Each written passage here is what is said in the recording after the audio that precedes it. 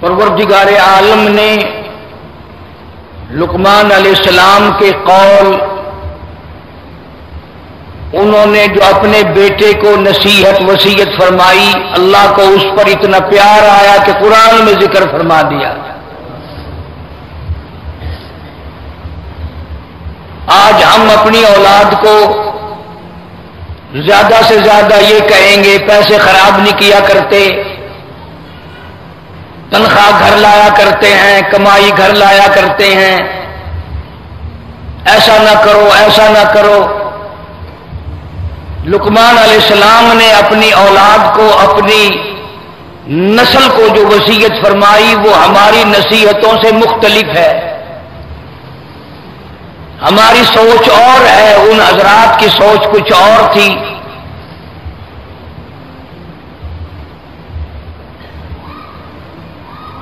لقمان علیہ السلام نے سب سے پہلے وہی اہم بات کی جو سارا قرآن ہر جگہ کرتا چلا آ رہا ہے،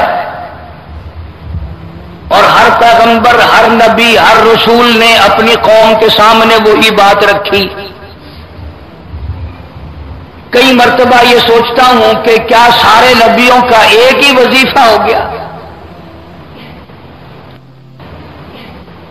سارے رسولوں، سارے نبیوں کی ایک ہی بات ہو گئی؟ اسی وجہ سے معلوم ہوتا ہے، اسی لیے کہ لا الہ الا اللہ محمد الرسول اللہ، یہ جو لا الہ الا اللہ ہے، اسی کے لیے تو ساری کائنات بنی۔ آدم علیہ السلام سے لے کر قیامت تک کا جو آخری انسان پیدا ہوگا، اللہ تعالیٰ نے ان سب کو لا الہ الا اللہ کے لیے ہی پیدا کیا۔ میری وحدانیت کا اعلان کرو، میری توحید کا اعلان کرو، میری ربوبیت کا اعلان کرو، مجھے خدا مانو اور لوگوں سے منواؤ۔ کتنے بڑے کمال کی بات ہے کہ جو پیدا کرنے والا وہی کہتا مجھے مانو تو صحیح۔ کتنی پیاری آنکھیں میں نے دی، زبان میں نے دی، لب میں نے دیے، چہرہ میں نے دیا، عقل میں نے دی، دل دماغ میں نے دیا، اور میری خدائی کو تو مانو۔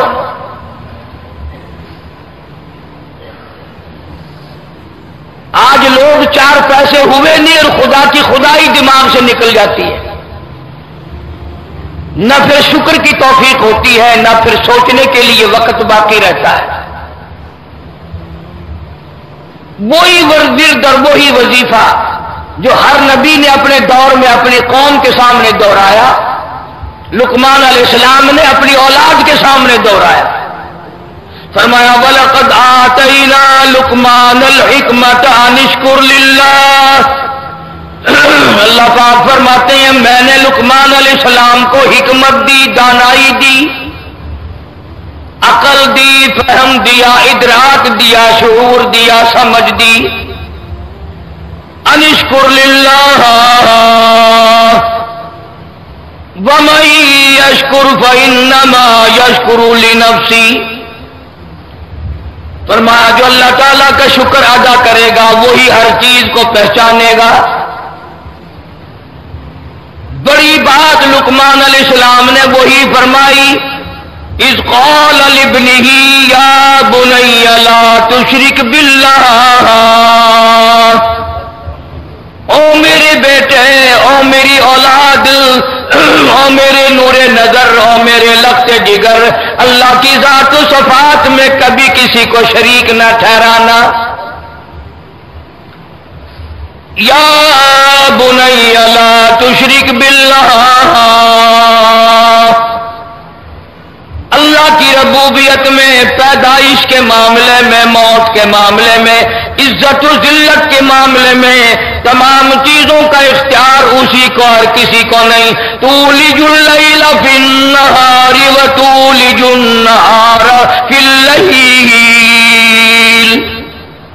ان رات دن کا چھوٹا بڑا کرنا، گھٹانا بڑھانا میرے اختیار میں ہے۔ فرمایا لا تشرک باللہ، اللہ کی ذات میں کسی کو شریک نہ ٹھہرانا۔ اور کتنی بڑی بات فرمائی، ان الشرک لظلم عظیم۔ بعد شرک سے بڑا ظلم کوئی نہیں، شرک سے بڑا قہر کوئی نہیں، شرک سے بڑا گناہ کوئی نہیں، شرک سے بڑا جرم کوئی نہیں۔ اللہ نے اعلان کر دیا جس گناہ کو چاہوں گا معاف کر دوں گا، جس خطا کو چاہوں گا معاف کر دوں گا۔ میں اگر چاہوں گا ریت کے ذرات سے زیادہ گناہ ہوں گے انہیں معاف کر دوں گا، میں چاہوں گا سمندر کے قطروں سے زیادہ گناہ ہوں گے ان کو معاف کر دوں گا، میں چاہوں گا درختوں کی پتوں سے زیادہ گناہ ہوں گے انہیں معاف کر دوں گا، میں چاہوں گا پہاڑ کے وزن سے زیادہ گناہ ہوں گے انہیں معاف کر دوں گا، میں چاہوں گا آسمان کے ستاروں سے زیادہ گناہ ہوں گے انہیں معاف کر دوں گا۔ اور میرے بندے یاد رکھو یہ بات، ان اللہ لا یغفر ان یشرک بہ ویغفر ما دون ذلک لمن یشاء۔ اور میرے بندوں میرا اعلان سنو، ہر گناہ کو چاہوں گا بخش دوں گا، لیکن یاد رکھو شرک کے لیے میرے پاس کوئی معافی نہیں۔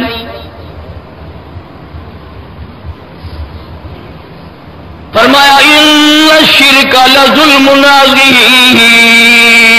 اور میرے بیٹے شرک بڑا ظلم ہے، شرک بڑا بھاری گناہ ہے، شرک بڑا قہر ہے، ناقابل معافی گناہ ہے۔ فرمایا وَوَصَّيْنَا الْإِنسَانَ بِوَالِدَيْهِ، والدین کا احسان ہر وقت ماننا، وہ دنیا سے چلے جائیں پھر بھی ان کا احسان ماننا۔ ماں باپ کا احسان آدمی کو تا زندگی ماننا چاہیے، تا زندگی ان کو یاد رکھنا چاہیے۔ آج ہماری یہ حالت ہے، آنکھوں کے سامنے ہو پھر بھی قدر نہیں، فوت ہو جائیں تو کبھی نام تک نہیں۔ جیسے اولاد کا حق ہے، بیوی کا حق ہے، زندہ لوگوں کا حق ہے، فوت ہو جانے والے، قبروں میں چلے جانے والے ماں باپ کا پھر بھی حق رہتا ہے۔ ارشاد فرمایا مدنی کریم صلی اللہ تعالی علیہ وسلم نے اچھا آدمی ہونے کی علامت یہ ہے، نیک آدمی کے ہونے کی علامت یہ ہے وہ اپنے ماں باپ کے لیے ہر وقت بخشش کی دعا مانگتا ہو۔ اللہ پاک جل شانہ نے ہم سب پر کتنا بڑا کرم فرمایا، ہر نماز کے اخیر میں دعا سکھا دی، دعا مانگو ربنا وتقبل دعا ربنا اغفر لی ولوالدی۔ اللہ فرماتے ہیں سلام پھیرنے سے پہلے اپنی ماں کے لیے مجھ سے بخشش کا سوال کر، اپنے باپ کے لیے مجھ سے بخشش کا سوال کر۔ وہ بے شک قبروں میں ہے، وہ چلے گئے، عرصہ ہو گیا ان کی موت کو، لیکن اللہ پاک فرماتے ہیں تو ان کی اولاد ہے، تو ان کو بیٹا ہے، آج بھی ان کے لیے دعائیں مانگ۔ بیت اللہ میں جائے وہاں بھی دعا مانگ، روز رسول اللہ صلی اللہ علیہ وسلم پہ جائے وہاں بھی دعا مانگ، جہاں نماز پڑھے وہی ماں باپ کے لیے بخشش کی دعا کر۔ فرمایا وَوَصَّيْنَا الْإِنسَانَ بِوَالِدَيْهِ حملته امه كرها ووضعته كرها۔ سبحان اللہ، اللہ پاک فرماتے ہیں تجھے کیا معلوم ہے وہ 9 مہینے جو تجھے پیٹ میں اٹھائے پھری اس نے کتنے دکھ اٹھائے، تو ان باتوں کو کیا جانے، تجھے علم نہیں اس بات کا۔ والدین کے احسان کے بارے میں حضرت لقمان علیہ السلام نے اپنے بیٹے کو نصیحت فرمائی اور فرمایا یا بنی اقم الصلاۃ وامر بالمعروف وانہی عن المنکر۔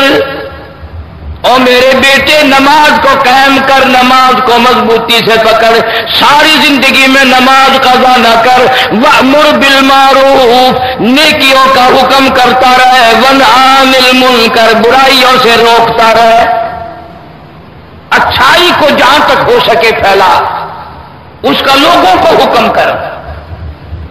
اب ایک سوال پیدا ہوتا ہے کہ کئی مرتبہ آدمی اگر کسی کو نیکی کے لیے کہتا ہے تو لوگ برا مانتے ہیں، لڑائی کرتے ہیں۔ فرمایا من رأى منکرا فلیغیرہ بیدہ۔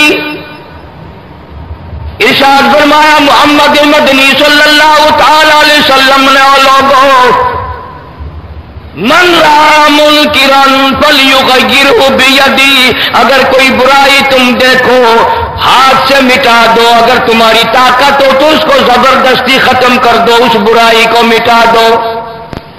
وَمَن لَّمْ يَسْتَطِعْ، اگر یہ طاقت نہیں فَبِلِسَانِهِ، زبان سے ضرور کہو یہ برائی نہ کرو۔ برا مانے بھلا مانے، تمہیں چاہیے کہ تم کہہ دو، اور اگر تم ایسا نہ کرو گے تو جب خدا کا عذاب آئے گا، خدا کا جب قہر آئے گا، خداوند کریم کی طرف سے جب غضب آئے گا تو اللہ پاک کا اعلان ہے پھر وہ برا نیکی کرنے والا بھی نہیں بچے گا، وہ بیچ میں آئے گا۔ اس نے منع کیوں نہیں کیا؟ وہ رکاوٹ کیوں نہیں کرتا تھا؟ یہی وجہ ہے کہ آج ہم لوگ کرتے، لوگ کہتے ہیں کہ ہمیں کیا لینا، کوئی جس طرح کر رہا ہے وہ کرتا رہے۔ فرمایا یا بنیا قم الصلاۃ، نماز کو قائم کر، وامر بالمعروف ونہی عن المنکر، برائی سے منع کرتا رہے، نیکیوں کا حکم کرتا رہے۔ فبلسانی، زبان سے منع کر دے، اگر ومن لم یستطیع، زبان سے کہنے سے بھی کوئی سر پھوڑتا ہے، سر اتارتا ہے، قتل کرتا ہے۔ فرمایا ومن لم یستطیع، اگر یہ بھی طاقت نہیں ہے، فبقلبہ، دل سے تو برا بالکل جان کہ یہ برے لوگ ہیں، بری بات ہے۔ فرمایا وذالک اضعف الایمان، یہ ایمان کا سب سے گھٹیا درجہ ہے۔ ایک آدمی گزر رہا ہے، کنجری کا گانا ہو رہا ہے، کم سے کم دل میں تو یہ جانے کہ یہ لوگ بدماشی میں لگے ہوئے ہیں، بہت ممکن ہے کہ ان کا ایمان پہ خاتمہ بھی نہ ہو، اسے منع کرتا ہوا چلے، کم سے کم دل میں اس کو برا جانے، اور اگر دل سے برا نہیں جانتا تو فرمایا کہ پھر رائی کے دانے کے برابر بھی ایمان نہیں ہے۔ کسی قسم کی برائی ہو، نشے کی برائی ہو، حرام خوری کی برائی ہو، کوئی برائی بھی ہو، جو اس کو برا نہیں جانتا، حدیث پاک کا فیصلہ ہے، محمد کریم صلی اللہ علیہ وسلم نے فرما دیا پھر اس کے اندر رتی کے برابر بھی ایمان نہیں ہے۔ اور یہ پتہ اس وقت چلے گا جب موت کا جھٹکا لگے گا ایمان ہے کہ نہیں۔ آج کل تو کوئی پتہ نہیں چلتا، ہر آدمی کہتا ہے بڑا ایماندار میں ہوں، وہ کہتا مجھ سے بڑا ایماندار کوئی نہیں۔ چنانچہ لقمان علیہ السلام نے اپنی اولاد کو طرح طرح کی نصیحت کی، فرمایا یا بنی انہا ان تک مثقال حرب، تمام برائیوں سے منع بھی کرتے رہنا، دل میں فخر تکبر کبھی نہ کرنا۔ ارشاد فرمایا مدنی کریم صلی اللہ تعالی علیہ وسلم نے جس کے اندر تکبر ہوگا، رائی کے دانے کے برابر بھی فخر ہوگا، جنت میں جانا تو درکنار جنت کی ہوا بھی نصیب نہ ہوگی۔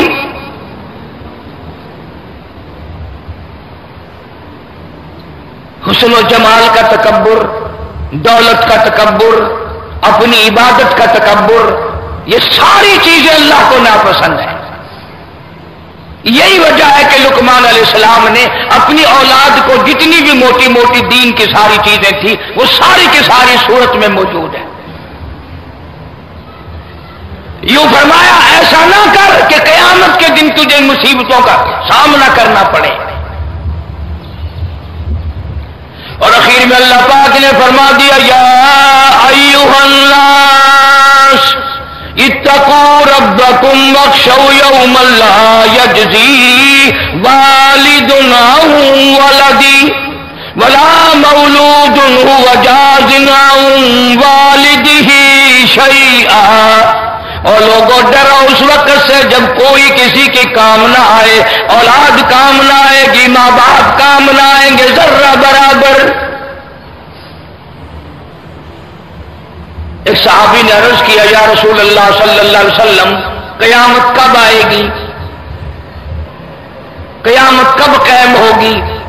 فرمایا من مات فقد قام قیامت او کما قال، فرمایا جو جس کی موت آ گئی اس کی قیامت بھی آ گئی، جس کی موت آ گئی سمجھو اس کی قیامت بھی آ گئی۔ مختلف سوالات کیا کرتے تھے صحابہ اکرام۔ ایک صحابی نے سوال کی یا رسول اللہ قیامت کب آئے گی؟